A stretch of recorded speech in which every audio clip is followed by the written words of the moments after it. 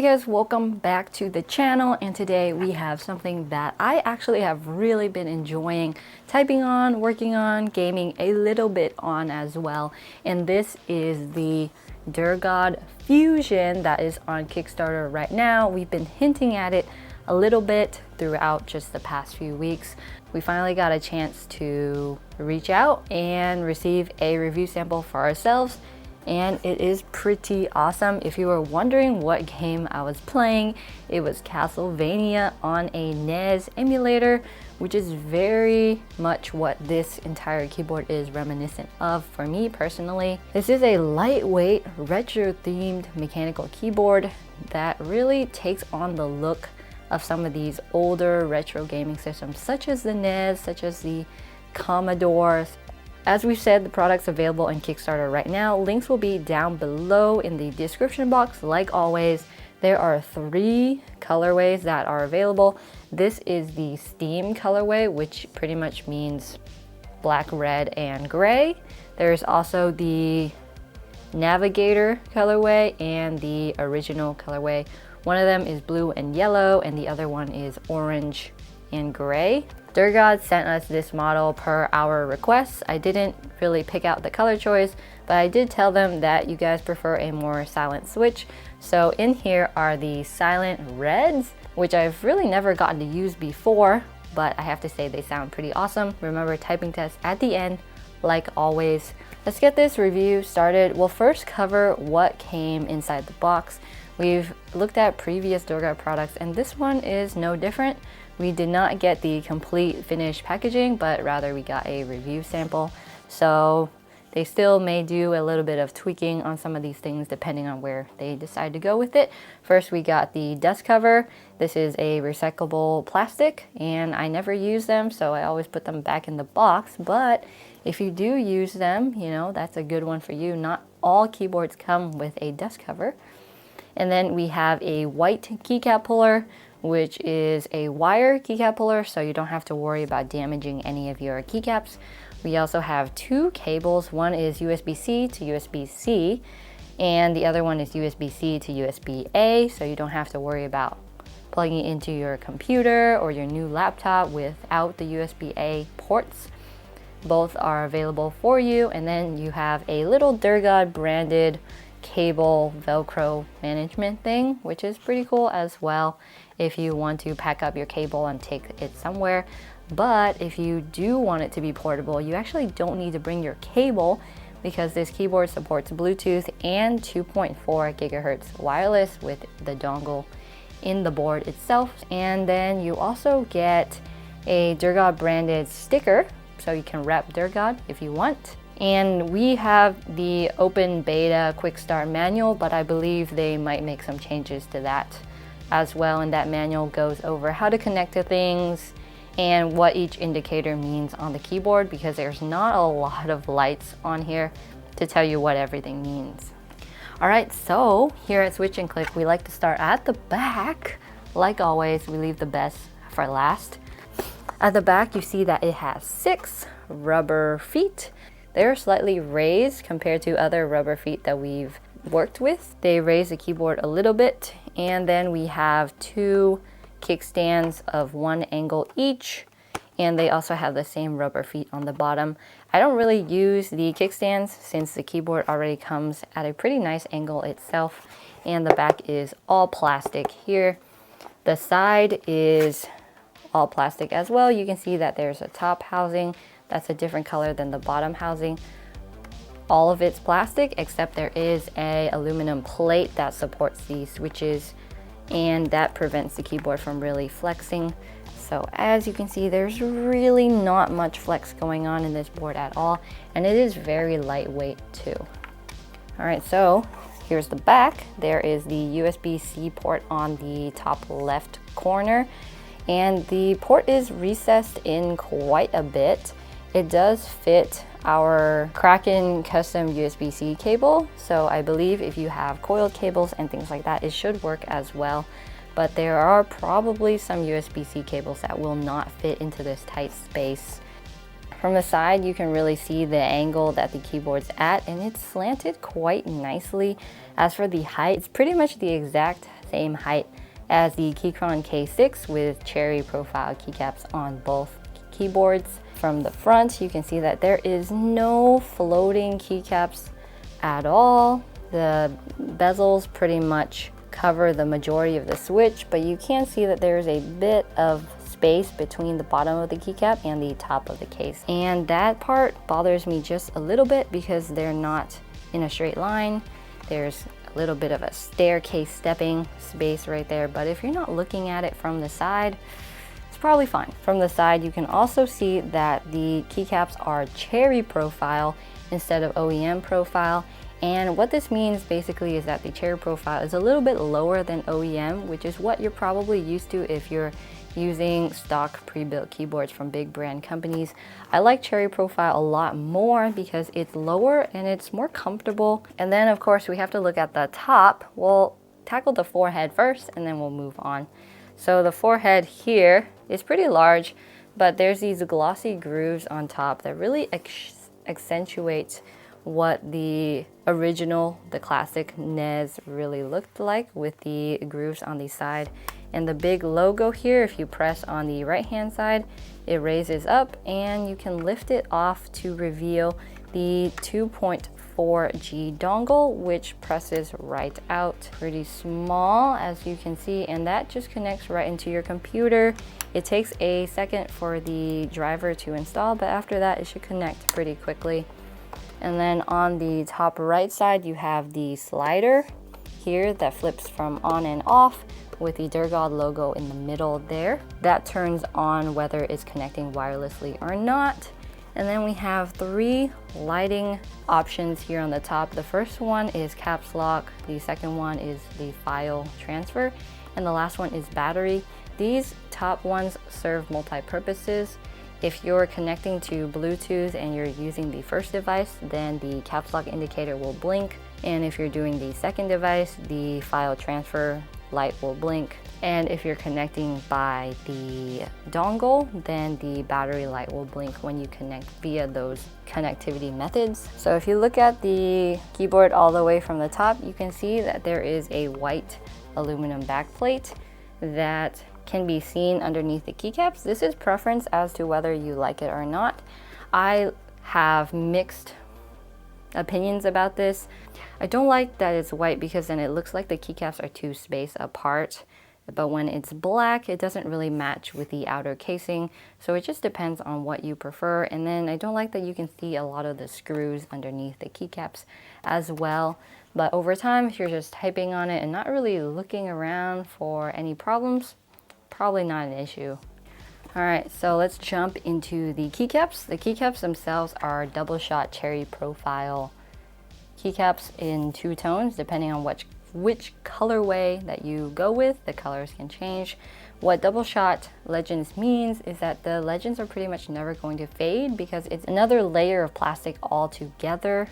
It's not like laser etch or dye sub or any of those methods. This is much better in my preference. The legends are quite simple.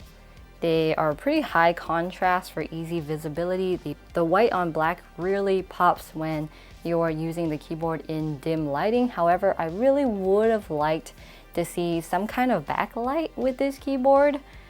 I know that wouldn't really work with the retro aesthetic that they're going for, since not many things back in the day really had any backlight, but that would have been nice and helpful for some of us who like to work in dim light settings. So the keycaps do have side legends. On the number row, you can see the side printed legends for the function row. And then on Q, W, E, and R, you can see the side printed legends for connectivity. And then delete and home have insert and end on them. And pretty much that's all of the secondary functions that you can see on the board itself. I've searched around for secondary media functions, and I believe they don't really exist on this keyboard. So that's one of the biggest downsides for me for this keyboard actually, is that I always find myself changing the volume or pausing music and things like that through secondary media keys.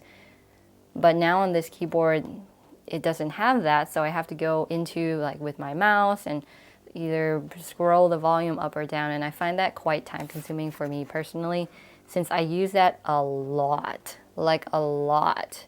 As for software, I have downloaded the Durgod Zeus engine. It currently doesn't recognize this keyboard in its software, even with the update, so I haven't really been able to play around with that at all. I'm not sure if you can remap those secondary media keys to any of these keys that are already on there. So that may be something that we'll have to figure out in the future, or if Durgod is going to do a software update for that. And then with cherry profile switches, people are sometimes complaining about whether the switches are north facing or south facing. So north facing switches pretty much means that when you look at the switch, the LED side points away from you, it points up, but then the lettering on the switch, whether it's cherry or Gateron or whatever, is upside down. And north facing switches tend to have interference with very thick cherry profile keycaps. They don't have interference with these stock keycaps, but on the thicker GMK keycaps, they will have interference, which just means that the switch housing touches the keycap when you press on it. But if you're looking to use other keycap profiles like SA or OEM, that's not something you have to worry about. So it is a little bit strange that these are north-facing switches, even though there's no LEDs. Usually north-facing switches do that so that they can support LEDs pointing up instead of down. And then onto the best part of this keyboard, which are the switches and the stabilizers. Durgod just has really figured something out with their stabilizers, because they are pre-lubed on the wire and then a side of the stem in the middle of the stabilizers as well. But they produce almost no rattle and are some of the best stock stabilizers that I've ever typed on or ever used on all the keyboards that we've reviewed so far, and that's really saying something.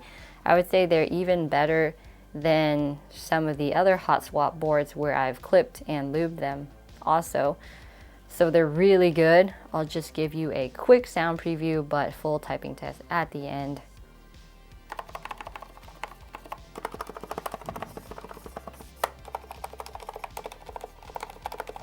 So those were the stabilizers. They are cherry style stabilizers.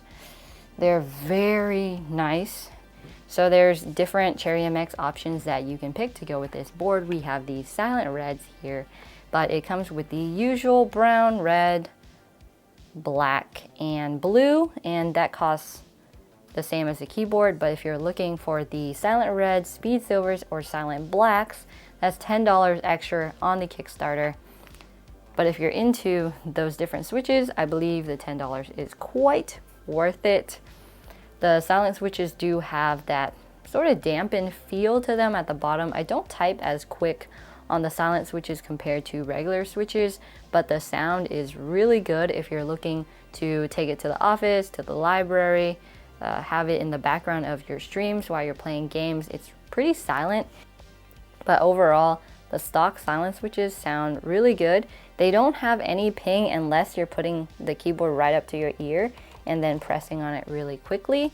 But if you have your keyboard on a desk mat on your table, then I haven't heard any ping from it that's bothered me, but I believe that's also because they're silent switches and they don't really bounce back from their bottom position as fast as a regular switch.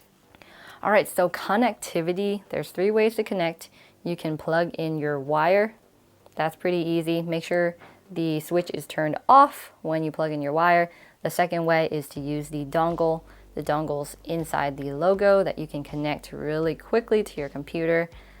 When you turn your keyboard on, it connects really quickly. I turn it off and on overnight.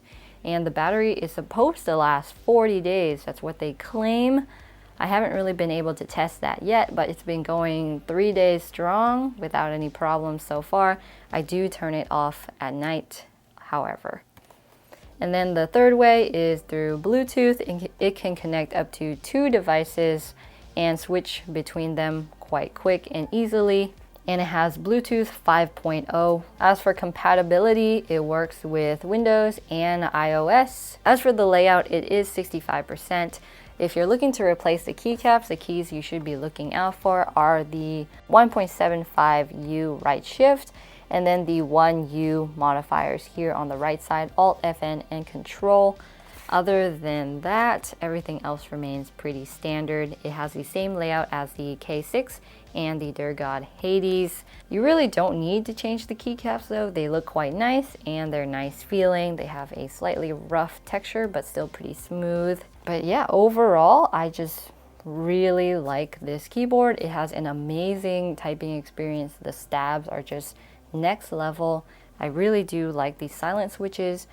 Jake does not like silent switches, so it's all preference whether you like them or not. I like the way they sound. I type slower on them, maybe by 10 to 15 words per minute. But this is a great keyboard for general usage. I would say it's pretty good for gaming too if you want to connect it via the wire rather than Bluetooth or the dongle. Usually I don't like the big forehead, but in this case it is quite aesthetically pleasing with the theme that they're going for. They have really good colorways. Currently it's $109 on Kickstarter. Check out the link below. For the nicer switches, it's $119. I guess you should hurry because prices will go up when the 109 tier runs out. I would have really liked to see backlight or some kind of RGB, I guess, but I would put it on white backlight at the least. And then a lot of people do want hot swap with this keyboard, but Durgod is pretty much saying that's off the table with this one for now, so don't even ask about that. And I love the keycaps. They are really awesome for stock keycaps on a pre-built board.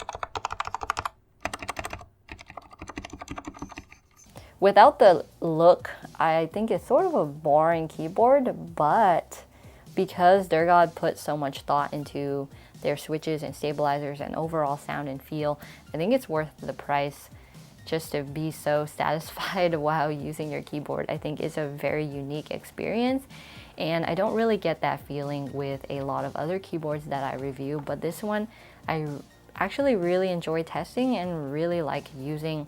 It probably will be my daily driver for the next few days while I test out the battery life and see if it lasts 40 days or not. I hope I don't have to use it that long because there's custom keyboards on the way and we'll be building those next month. So stay tuned for that content. And then check out a video here that we think you'll really like, and this video here about different mods you can do to make your keyboard sound and feel better. Subscribe here if you want to, and I'll see you in the next one.